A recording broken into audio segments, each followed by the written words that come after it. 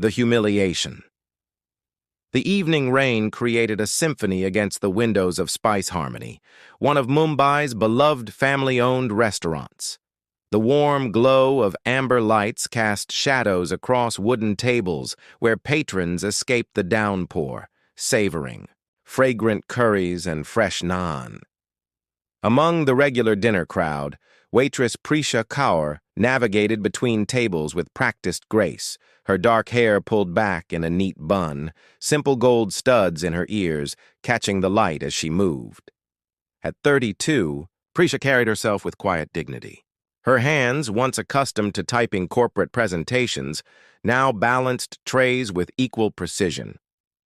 The transition from communications director to waitress hadn't been by choice, but necessity rarely announced itself politely. 6 months ago, her father's heart attack had changed everything, leaving medical bills that threatened to drown their family. Her younger brother's university tuition couldn't wait either, so Prisha had set aside her career, temporarily, she told herself, to help keep their family afloat. The bell above the door chimed as a new group entered, shaking off umbrellas and speaking loudly. Prisha recognized the man at the center immediately, Sanjay Malhotra, founder and CEO of Pinnacle Tech Solutions, recently featured on the cover of Business Today as India's rising tech titan. His perfectly tailored navy suit and commanding presence drew every eye in the restaurant. "Table for 4, please," he announced without looking at the hostess. "Somewhere quiet. We're discussing business." Prisha was assigned to their table, and as she approached with menus, she overheard snippets of conversation about a major acquisition worth billions. Sanjay's companions, 2 men and a woman in equally expensive attire, nodded deferentially as he spoke. "Good evening," Prisha greeted them with a warm smile. "Welcome to Spice Harmony. Can I start you with some drinks?" Sanjay barely glanced up. "4 glasses of your best champagne. You do have proper champagne, not sparkling wine, correct?" "We have a lovely Moet and Chandon, sir," Prisha replied smoothly. "That will do," he said dismissively, returning to his conversation. The kitchen was backed up that evening. A large party had arrived earlier, and the head chef was short-staffed. Prisha did her best to manage expectations, checking on Sanjay's table frequently. When she finally brought their appetizers, 20 minutes had passed. "This is unacceptable," Sanjay said, his voice cutting through the ambient restaurant noise. "We've been waiting for almost half an hour." "I sincerely apologize for the delay, sir," Prisha said. "Our kitchen is—" "I don't care about your kitchen." "Problems," he interrupted, loud enough for nearby tables to hear. "Do you know who I am? Time is money, and my time is worth considerably more than whatever you make in a month." The restaurant grew quieter. Prisha felt heat rising to her cheeks, but maintained her composure. "Again, I apologize for the inconvenience, Mr. Malhotra. I'll ensure your main courses arrive promptly." Sanjay's eyebrows raised slightly at the recognition of his name. A cold smile formed on his lips. "So you know who I am, yet you still provide this level of service? Perhaps that's why you're serving tables instead of sitting at one. Some people simply lack the intelligence or drive to succeed in the real world." His companions shifted uncomfortably. The woman glanced down at her plate. One of the men forced a chuckle. Conversations throughout the restaurant had stopped entirely. All eyes were on their table. Prisha stood perfectly still, the tray balanced against her hip. She could feel the pity from other patrons, the second hand, embarrassment, the expectation that she might cry or flee. Instead, she set down the remaining appetizers with steady hands. When she spoke, her voice was clear and calm. "Mr. Malhotra, in my experience, a person's true character isn't revealed by how they treat their equals, but by how they treat those they believe are beneath them. My worth isn't determined by my current occupation, just as yours shouldn't be defined solely by your wealth. Perhaps success should be measured by the respect we show to all human beings." She placed the last plate before him. "I'll check on your main courses. Please enjoy." Your appetizers. The silence that followed her as she walked away was profound. Then, slowly, someone began to applaud. Others joined in, until a ripple of appreciation moved through the restaurant. Sanjay Malhotra, for perhaps the first time in years, found himself speechless. His face flushed with an unfamiliar feeling. Shame. The humiliation. The evening rain created a symphony against the windows of Spice Harmony, one of Mumbai's beloved family-owned restaurants. The warm glow of amber lights cast shadows across wooden tables where patrons escaped the downpour, savoring fragrant curries and fresh naan. Among the regular dinner crowd, waitress Prisha Kaur navigated between tables with practiced grace, her dark hair pulled back in a neat bun, simple gold studs, in her ears catching the light as she moved. At 32, Prisha carried herself with quiet dignity. Her hands, once accustomed to typing corporate presentations, now balanced trays with equal precision. The transition from communications director to waitress hadn't been by choice, but necessity rarely announced itself politely. 6 months ago, her father's heart attack had changed everything, leaving medical bills that threatened to drown their family. Her younger brother's university tuition couldn't wait either, so Prisha had set aside her career, temporarily, she told herself, to help keep their family afloat. The bell above the door chimed as a new group entered, shaking off umbrellas and speaking loudly. Prisha recognized the man at the center immediately, Sanjay Malhotra, founder and CEO of Pinnacle Tech Solutions, recently featured on the cover of Business Today as India's rising tech titan. His perfectly tailored navy suit and commanding presence drew every eye in the restaurant. "Table for 4, please," he announced without looking at the hostess. "Somewhere quiet. We're discussing business." Prisha was assigned to their table, and as she approached with menus, she overheard snippets of conversation about a major acquisition worth billions. Sanjay's companions, 2 men and a woman in equally expensive attire, nodded deferentially as he spoke. "Good evening," Prisha greeted them with a warm smile. "Welcome to Spice Harmony. Can I start you with some drinks?" Sanjay barely glanced up. "4 glasses of your best champagne. You do have proper champagne, not sparkling wine, correct?" "We have a lovely Moet and Chandon, sir," Prisha replied smoothly. "That will do," he said dismissively, returning to his conversation. The kitchen was backed up that evening. A large party had arrived earlier, and the head chef was short-staffed. Prisha did her best to manage expectations, checking on Sanjay's table frequently. When she finally brought their appetizers, 20 minutes had passed. "This is unacceptable," Sanjay said, his voice cutting through the ambient restaurant noise. "We've been waiting for almost half an hour." "I sincerely apologize for the delay, sir," Prisha said. "Our kitchen is—" "I don't care about your kitchen." "Problems," he interrupted, loud enough for nearby tables to hear. "Do you know who I am? Time is money, and my time is worth considerably more than whatever you make in a month." The restaurant grew quieter. Prisha felt heat rising to her cheeks, but maintained her composure. "Again, I apologize for the inconvenience, Mr. Malhotra. I'll ensure your main courses arrive promptly." Sanjay's eyebrows raised slightly at the recognition of his name. A cold smile formed on his lips. "So you know who I am, yet you still provide this level of service?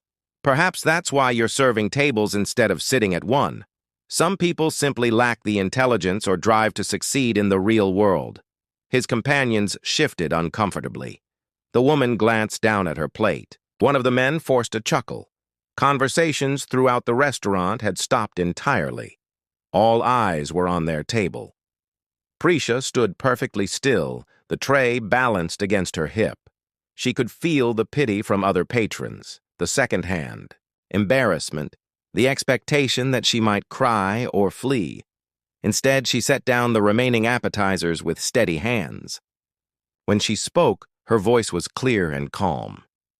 "Mr. Malhotra, in my experience, A person's true character isn't revealed by how they treat their equals, but by how they treat those they believe are beneath them. My worth isn't determined by my current occupation, just as yours shouldn't be defined solely by your wealth. Perhaps success should be measured by the respect we show to all human beings. She placed the last plate before him. I'll check on your main courses. Please enjoy your appetizers. The silence that followed her as she walked away was profound.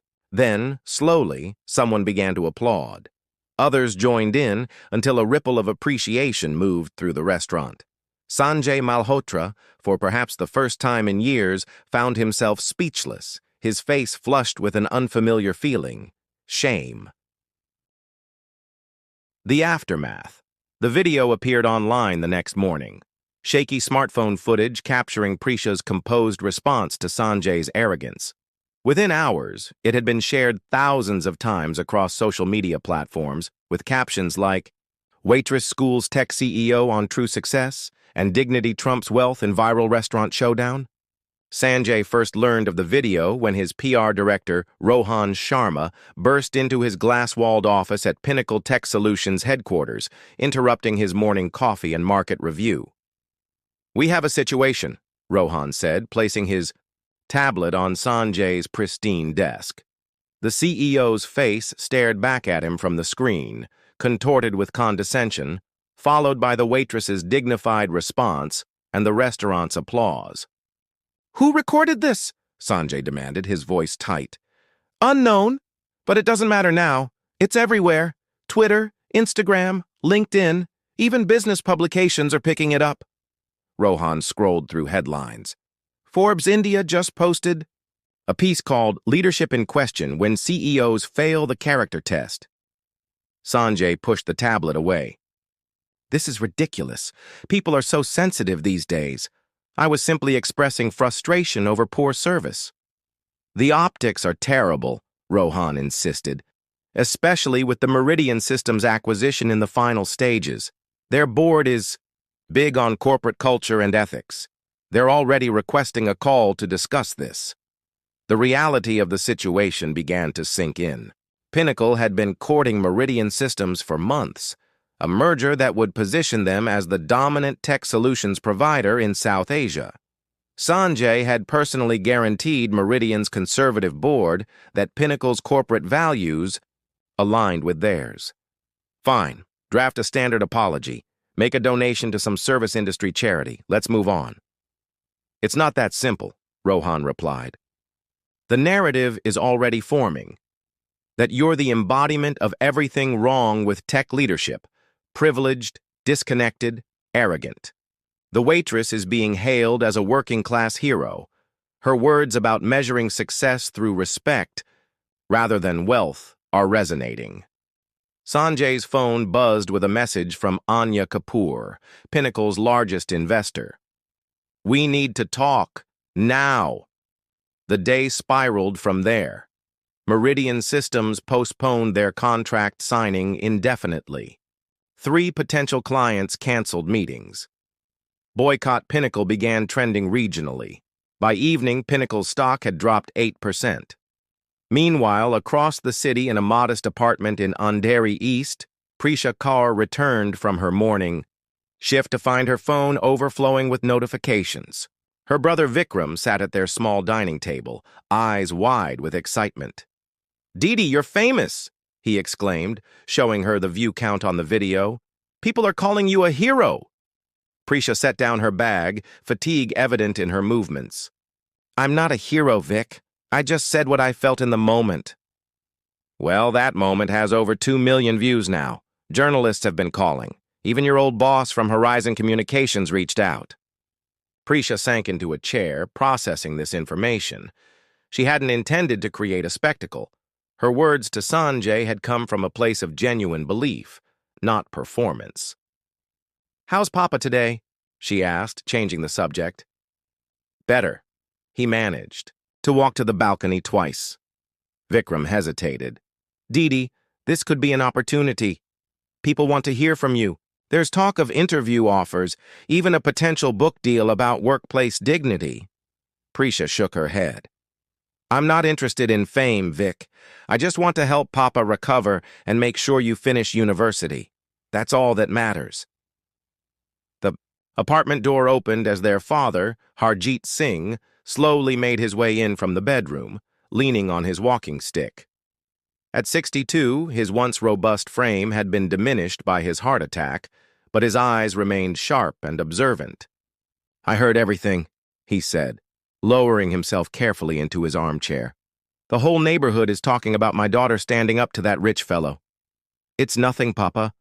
Just a small incident that got blown out of proportion." Harjeet studied his daughter. "Nothing? I watched the video.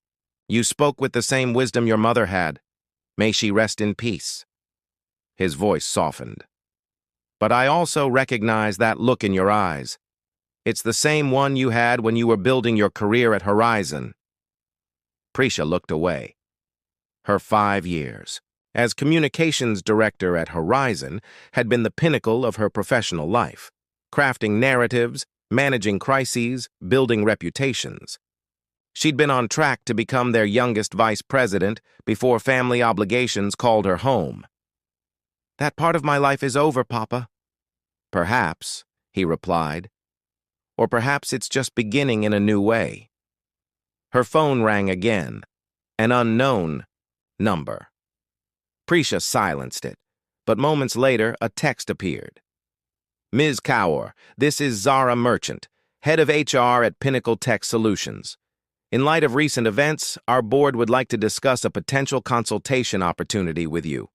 Your background in communications has come to our attention, and we believe your expertise could be valuable during this sensitive time. Please call me at your earliest convenience." Prisha stared at the message in disbelief. "What is it?" Vikram asked, noticing her expression. "It's Pinnacle Tech, Sanjay Malhotra's company.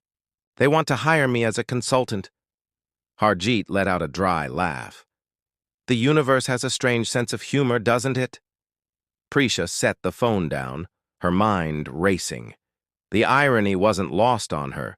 The very man who had publicly questioned her, intelligence and worth, now needed her professional skills. The skills he never knew she possessed when he dismissed her as just a waitress. "What will you do?" Vikram asked. Prisha gazed at the family photos on their wall, her mother's smiling face, her father before his illness, Vikram at his high school graduation. Then she looked at the stack of medical bills on the counter and thought of the university fees, due next month. "I don't know yet," she answered honestly. "But whatever I decide, it will be on my terms, not his."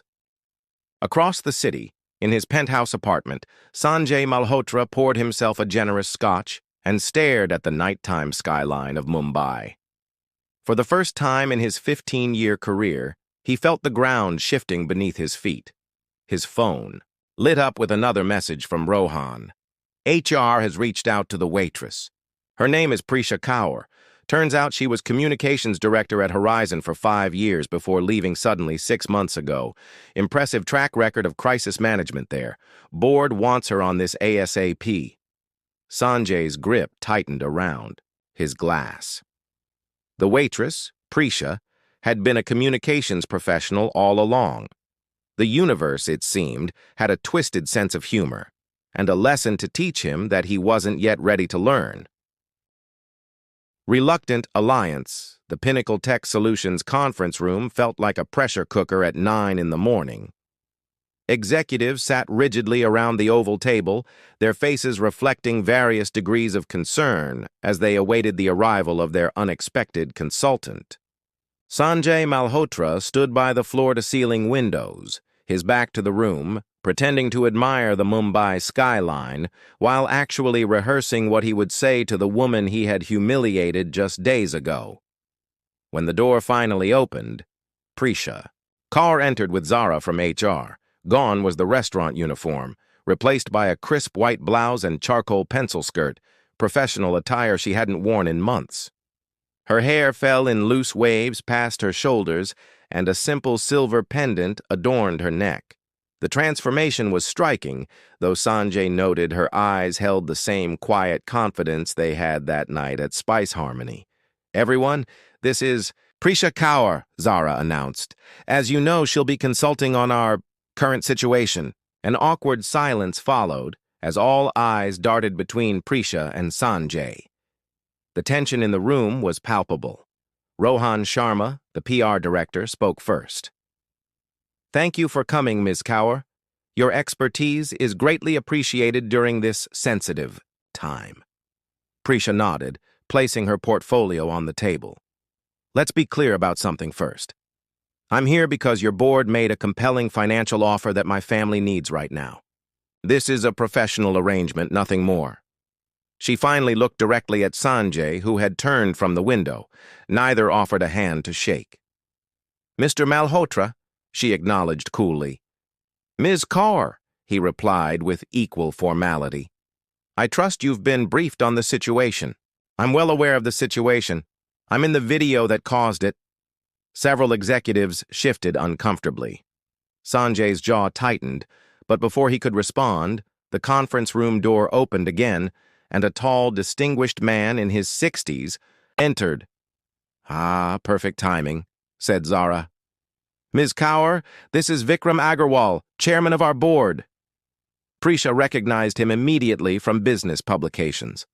Agarwal had made his fortune in pharmaceuticals before becoming a major tech investor. Unlike Sanjay, he had a reputation for ethical leadership and philanthropy. Ms. Kaur, Agarwal said warmly, shaking her hand, your background at Horizon is impressive. I've spoken with Raj Mehta, your former CEO. He had nothing but praise for your crisis management skills. Thank you, sir, Prisha replied, surprised by the thorough background check. Let's not waste time, Agarwal continued, taking a seat at the head of the table. Pinnacle is facing its worst PR crisis since founding. The Meridian acquisition is on hold. 3 major clients have paused contracts. Our stock is down 12%, and the narrative forming around our company culture is problematic. Sanjay cleared his throat. With all due respect, sir, I think this reaction is overblown. One moment of frustration in a restaurant was captured on video and seen by millions, Agarwal interrupted firmly. It's not about what happened, Sanjay. It's about what it represents. In 4 minutes of footage, you became the poster child for entitled tech leadership. The room fell silent again. Sanjay's face flushed as he took his seat. Ms. Kaur, Agarwal continued, you have 3 months to help us rebuild Pinnacle's reputation. The board has approved your consultation fee and terms. You'll work directly with Sanjay and Rohan. Your first task is preparing Sanjay for a press conference tomorrow. Prisha raised an eyebrow. Tomorrow? That's extremely aggressive timing. Meridian's board won't wait longer, Agarwal explained. They need to see immediate action. After the meeting adjourned, Prisha found herself alone in a smaller conference room with Sanjay and Rohan. The PR director excused himself to take an urgent call, leaving the 2 adversaries face-to-face for the first time since the restaurant. So, Sanjay began, breaking the tense silence, you were a communications director? Yes, Prisha replied simply, and now you're here to tell me how to apologize for being mean to you. His tone carried a hint of bitterness. Prisha closed her portfolio. I'm here to save your company's reputation and by extension your career. Whether you actually feel sorry is irrelevant to me. Sanjay leaned forward. Let's be honest. You're enjoying this, aren't you? The reversal of fortune?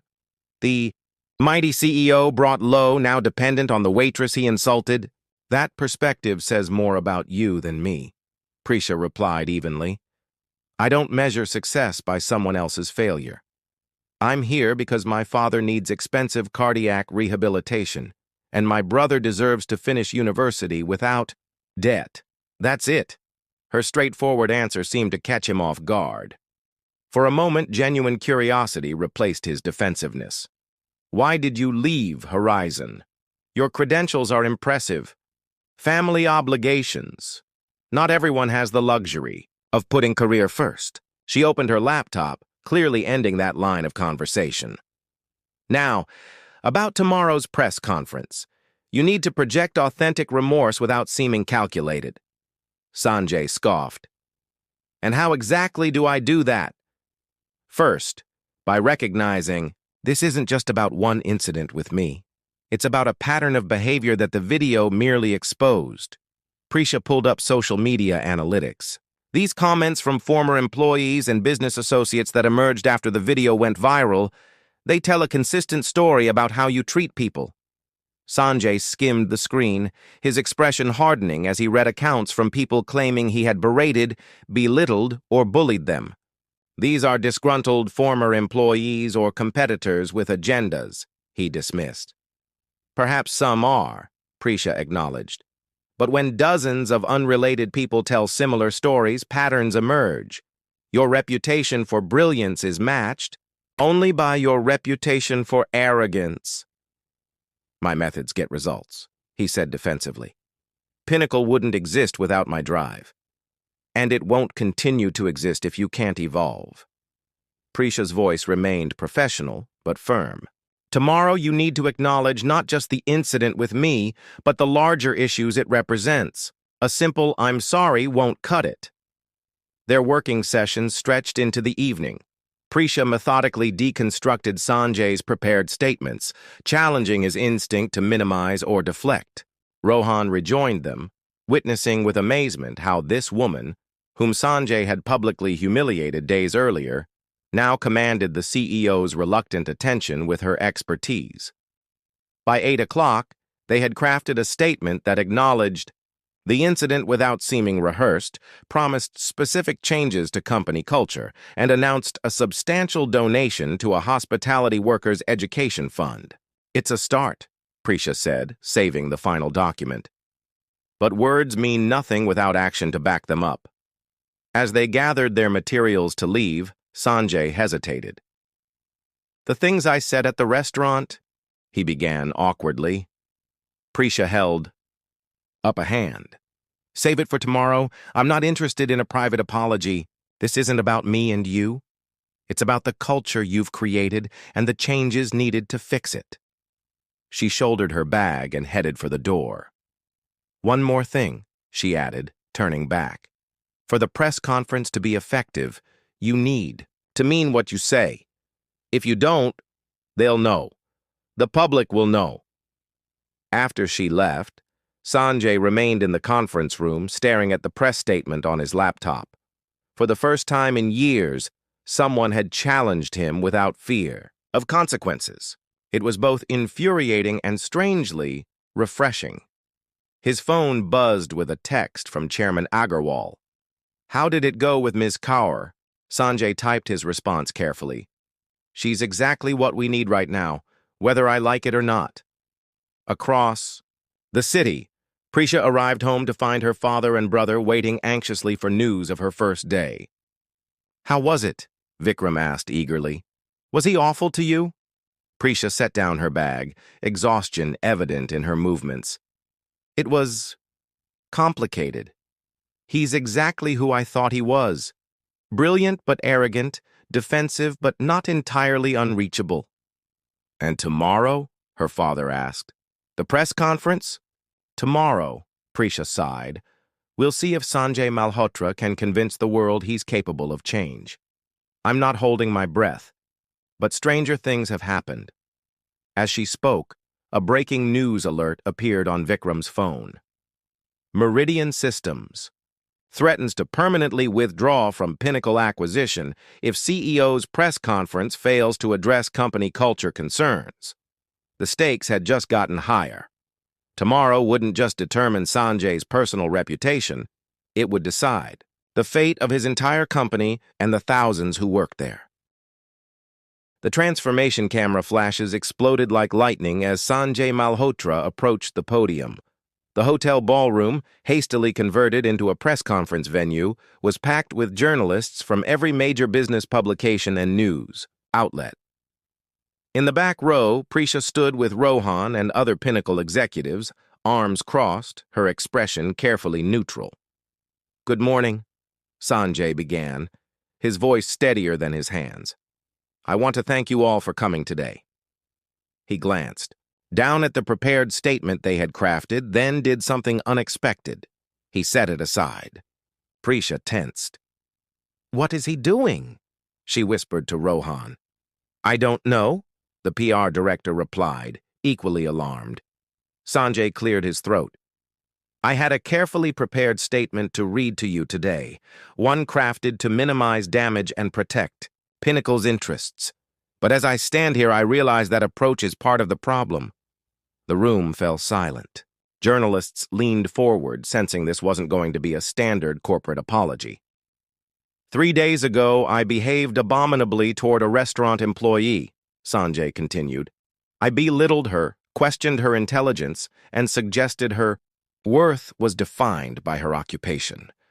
I did this publicly without shame, because I believed my success entitled me to treat others however I pleased."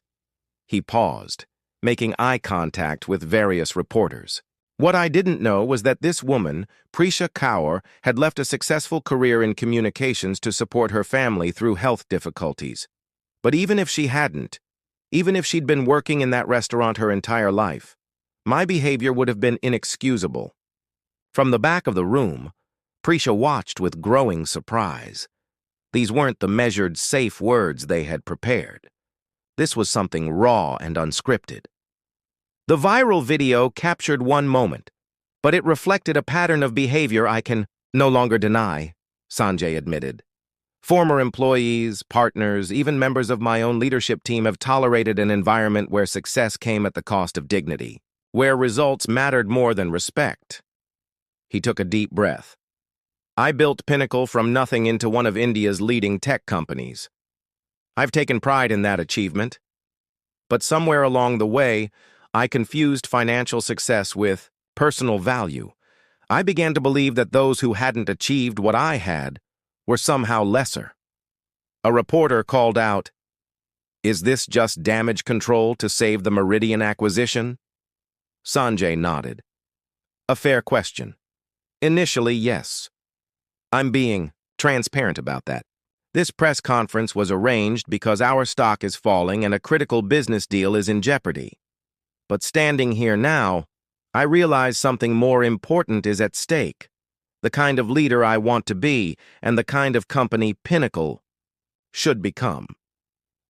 For the next 20 minutes, Sanjay outlined specific changes to Pinnacle's corporate culture, a comprehensive review of management practices, new channels for employee feedback, revised compensation structures for service staff, and his own commitment to leadership coaching. "I can't undo my actions or words," he concluded.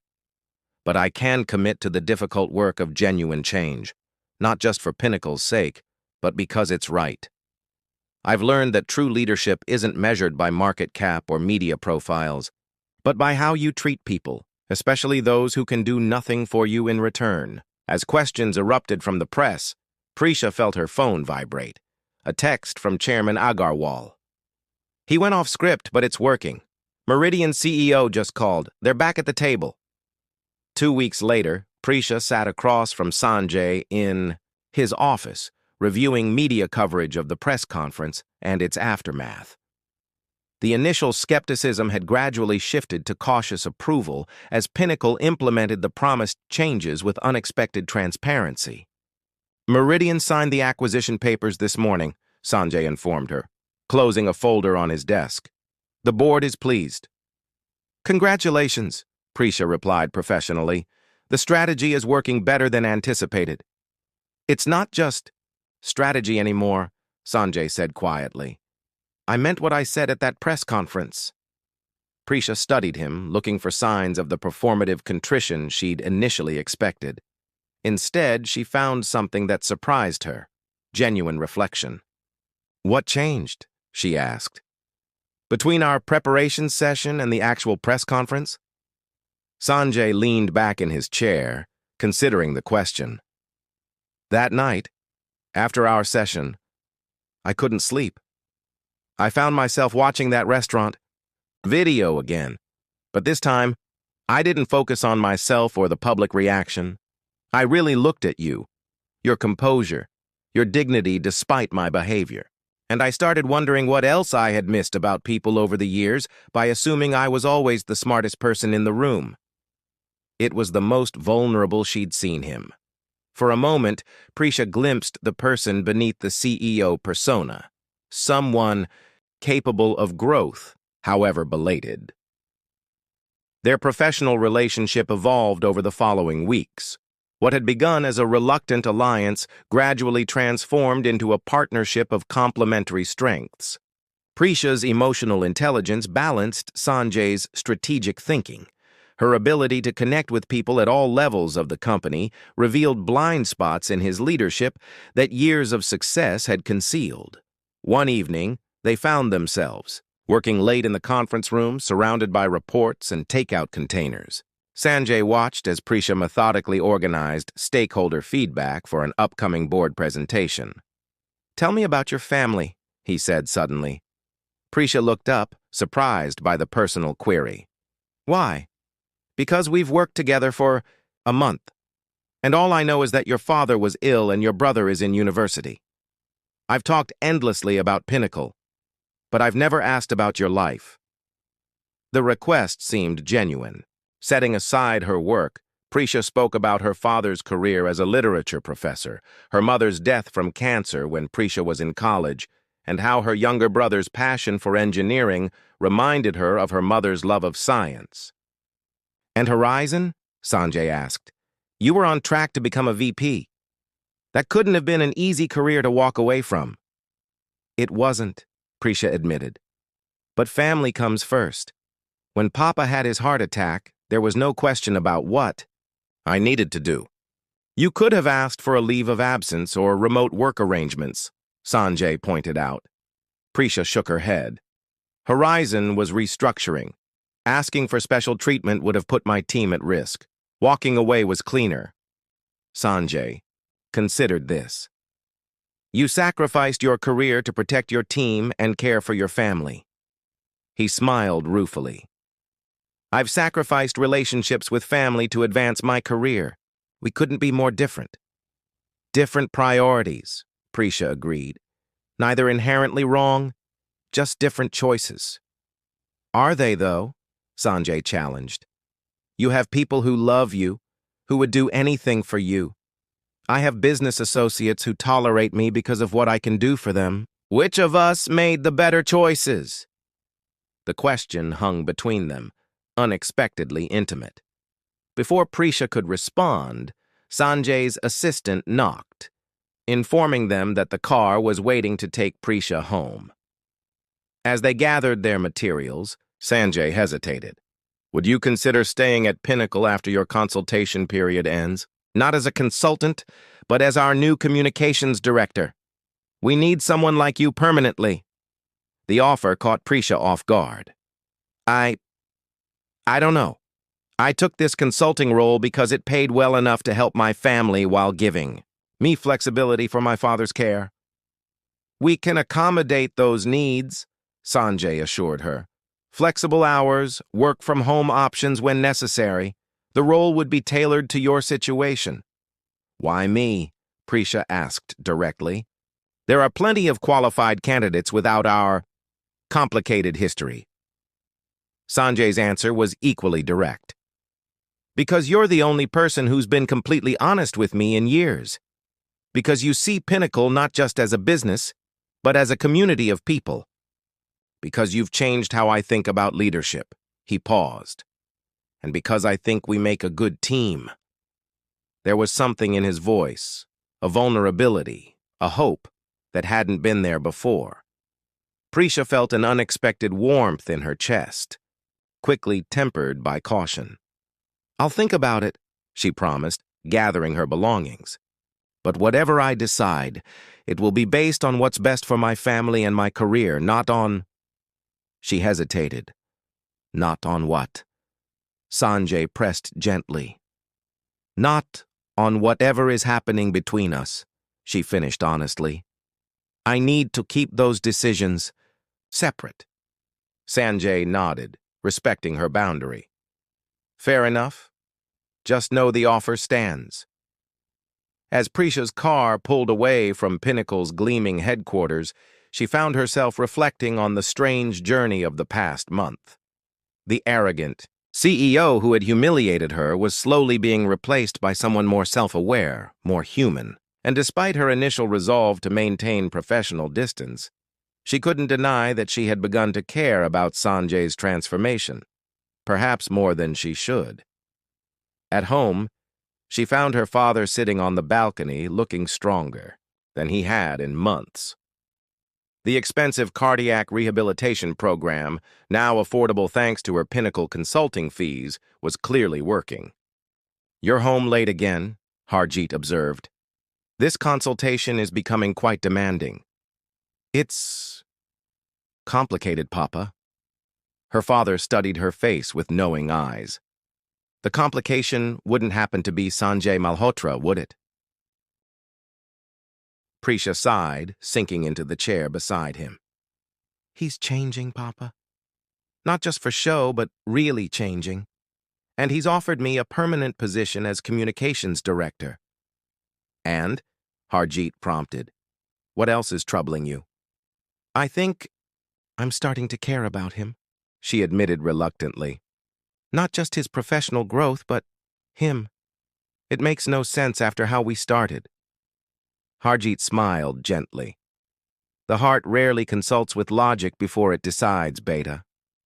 But remember, true transformation takes time. 1 month of growth doesn't erase years of behavior." As the Mumbai night settled around them, Prisha knew her father was right. Tomorrow would bring a new test for both her and Sanjay. One that would reveal whether his transformation was lasting or merely a temporary adaptation to crisis. Full circle 6 weeks had passed since Sanjay's unscripted press conference. Pinnacle's stock had not only recovered but reached new heights following the successful Meridian acquisition. Business publications that had once questioned Sanjay's leadership now praised his remarkable transformation and authentic commitment to corporate culture reform. Inside Pinnacle, the changes were equally significant. Leadership training programs, flattened management structures, and new channels for employee feedback had begun shifting the company's internal dynamics. For Prisha, what had begun as a 3-month consultation had evolved into something more permanent. After much consideration, she had accepted the role of communications director, with flexible arrangements that allowed her to continue supporting her father's recovery. Her presence at Pinnacle had become a visible symbol of the company's new direction. The once humiliated Waitress, now an executive whose office sat just down the hall from Sanjay's.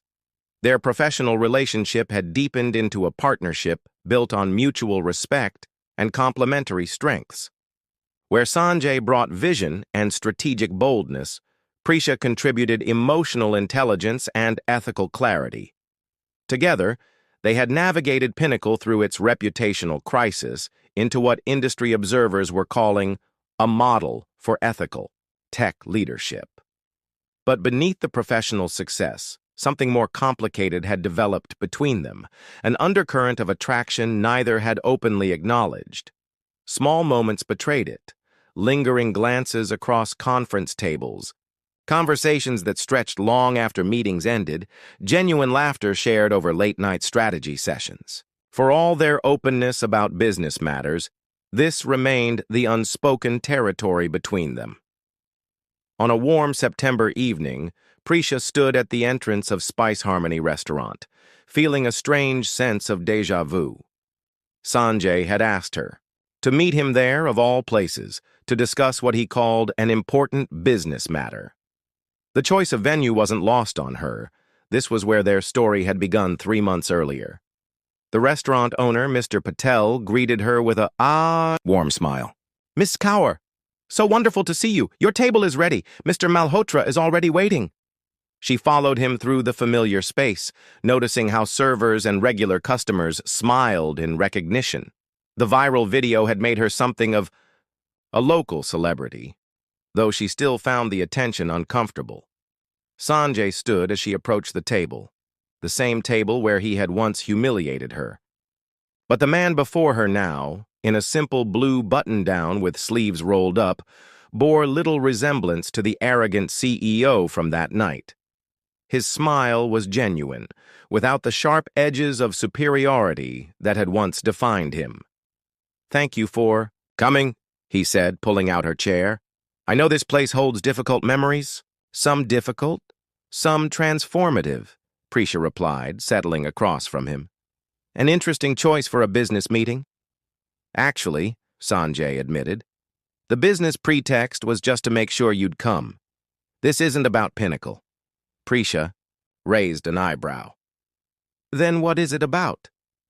Before he could answer, Mr. Patel approached with 2 glasses of champagne, the same Moet and Chandon that Sanjay had dismissively ordered on that fateful night.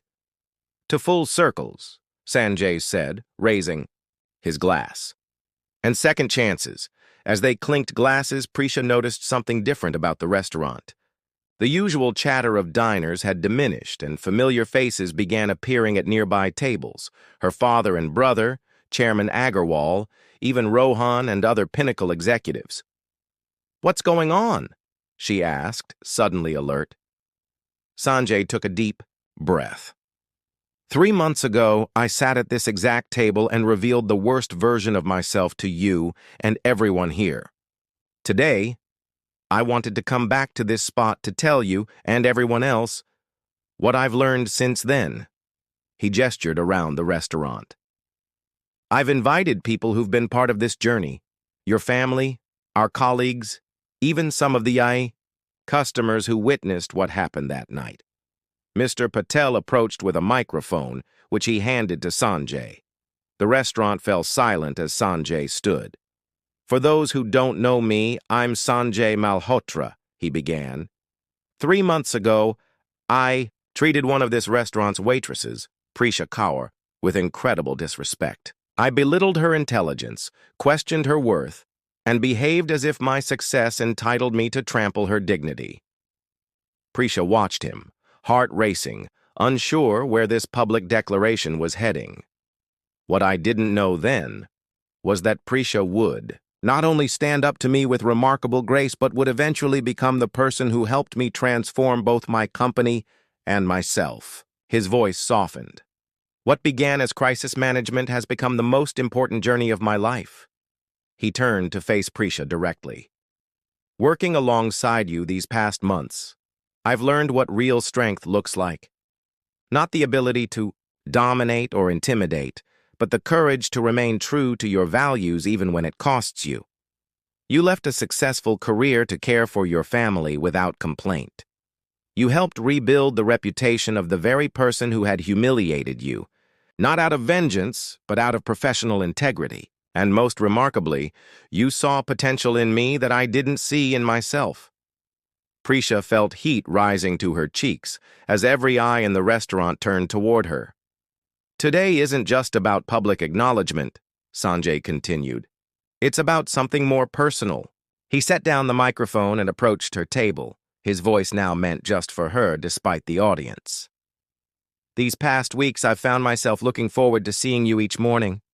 Our conversations have become the highlight of my days. You've made me not just a better leader, but a better person." He reached for her hand across the table. "I know this is unconventional, especially given how we met. But I've learned that the most important things in life rarely follow a conventional path." "Sanjay," Prisha said quietly, acutely aware of the audience around them, "what exactly are you doing?" "Something I should have done weeks ago," he replied. "Prisha Kaur, I'm asking if you would consider exploring whatever this is between us, not as colleagues, but as 2 people who might have found something unexpected." The restaurant held its collective breath. Prisha felt the weight of the moment, the public nature of his declaration, the journey they had taken from adversaries to colleagues to something more. Part of her wanted to remind him that grand gestures didn't erase the need for private conversations, that relationships weren't built on theatrical moments. Yet another part recognized the significance of his choice, returning to the place of his greatest shame to publicly declare his transformation and feelings for her. There was a symmetry to it, a closing of one circle and the opening of another. "This isn't how I imagined this conversation happening," she said honestly, aware of the listening ears around them. "I know," Sanjay acknowledged. "And if you prefer, we can continue it privately. But I wanted everyone who witnessed my arrogance that night to also witness my humility today. To see that you changed me, not just professionally, but personally." From across the restaurant, Prisha caught her father's eye. Harjeet gave her a small nod, his expression warm with approval. She turned back to Sanjay. "You realize relationships are much harder than corporate turnarounds. You can't just implement a strategic plan and expect results." A genuine smile spread across his face. "Is that a yes?" "It's a we'll see," Prisha replied, but her eyes betrayed her affection. "We come from different worlds, Sanjay. I'm still the same person who believes family comes before career, who measures success by impact rather than profit."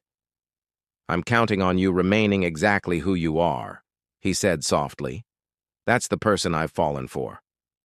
Around them, the restaurant erupted in applause, not the kind that had followed Prisha's dignified response months ago, but something warmer, celebrating possibility rather than confrontation. As the evening progressed, the formal atmosphere dissolved into genuine celebration. Prisha's father shared stories with Chairman Agarwal, while Vikram engaged Pinnacle's tech team in animated discussion about his engineering projects. The boundaries between Prisha's two worlds, family and career, past and present, began to blur into something new. Later, as they stood outside the restaurant under Mumbai's star-scattered sky, Sanjay and Prisha found a moment of privacy. "Was all of that too much?" he asked, suddenly uncertain. "The public declaration, the audience." Prisha considered the question seriously. A few months ago, it would have been. But tonight, she smiled. Tonight, it felt like the completion of a story that began here, a reminder of how far we've both come. "And where do we go from here?" he asked. "Slowly," she answered honestly. "We learn each other. We see if what's grown between us has roots strong enough to last beyond the extraordinary circumstances. That brought us together?" Sanjay nodded, accepting her wisdom. "I can work with slowly." As they walked toward the waiting cars, Prisha reflected on the strange, unpredictable path that had led them here. From humiliation to professional respect to the tentative beginnings of something deeper. Nothing about their story had followed a conventional trajectory, yet somehow the journey felt right. "One last thing," Sanjay said, stopping before they reached the others. "Thank you." "For what?" "For that night. For the words that changed everything." He quoted her from memory. "A person's true character isn't revealed by how they treat their equals, but by how they treat those they believe are beneath them." Prisha smiled, recognizing her own words. "Some lessons come in unexpected packages, and some of life's greatest gifts arrive disguised as challenges," he replied, gently taking her hand in his. Above them, Mumbai's skyline glittered with possibility. Witnessing the beginning of a new chapter, neither could have imagined that rainy evening 3 months before, when an arrogant CEO had unknowingly met his match in a waitress whose worth he had failed to see, and whose wisdom would ultimately transform them both. As Prisha's family approached, Sanjay released her hand, but remained close by her side. There would be time for more private moments, for learning each other's stories, beyond the dramatic circumstances that had brought them together. For now, it was enough to stand at this threshold between what had been and what might be, two people from different worlds, finding unexpected connection in the most unlikely of places. The last person to join their group was Mr. Patel, the restaurant owner, who handed Prisha a small wrapped package. "What's this?" she asked, surprised.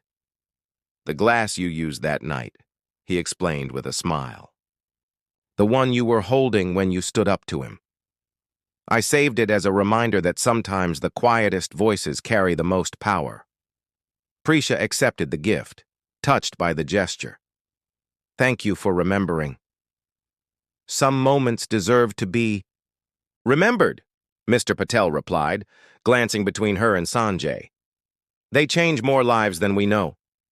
As they said their goodbyes and prepared to depart, Prisha with her family, Sanjay to his own car, a sense of completion settled over the evening.